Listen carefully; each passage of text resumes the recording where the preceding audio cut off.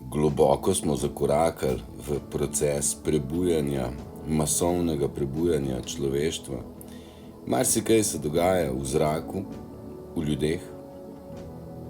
Predvsem na plano prihajajo tiste grozne slike iz nočnih mor. Pa to ni kazen, ampak je namen tega, da jih osvetliš in spustiš. Ne se oklepati strahov. Srce je tisto, ki bo vodilo vsakega posameznika in celoten kolektiv. Vse do zdaj smo gledali na zemlji v bistvu na glavo obrnjeno ljubezen. Kontrapol empatije je manipulacija.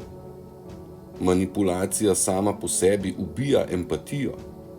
Ne se posluževati manipulacije, ne se posluževati laži, to vas pelje stran od bistva, od srca. Mnogi mislijo, da je prebujanje tako lovljenje oblačkov in mavric, pa ni to tako.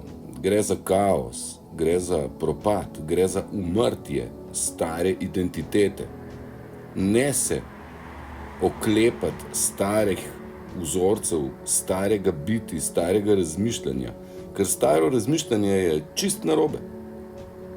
Bolj ta pravo je ultra staro, tisto, ki je nam primarno. In empatija je nam prirojena, srčnost je človečnost. In brez srca je društvo in družba razčlovečena. Moralno-etične vrednote, da jih ne poznamo več. Biti avtentičen je v tej družbi bilo nevarno. Biti človeški je bilo predmet posmeha. Pa to ni prav, a ne? In ja, vsak trenutek, ki ga lahko naredite iz srca, ki je vezan na človeštvo, je več kot zaželjen.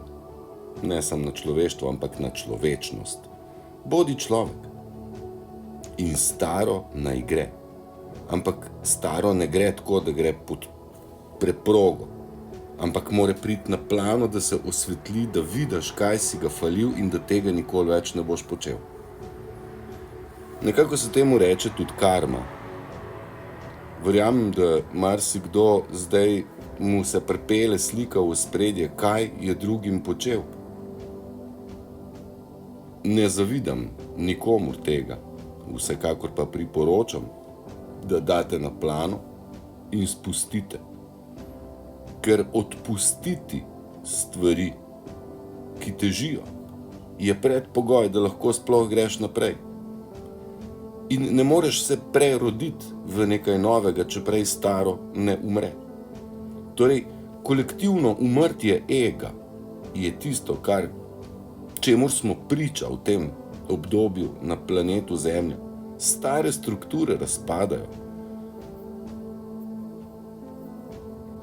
Ne rojstvo, ne smrt ni neboleče.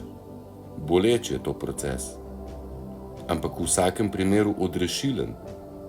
In rojstvo pravega biti je nagrada čez vse.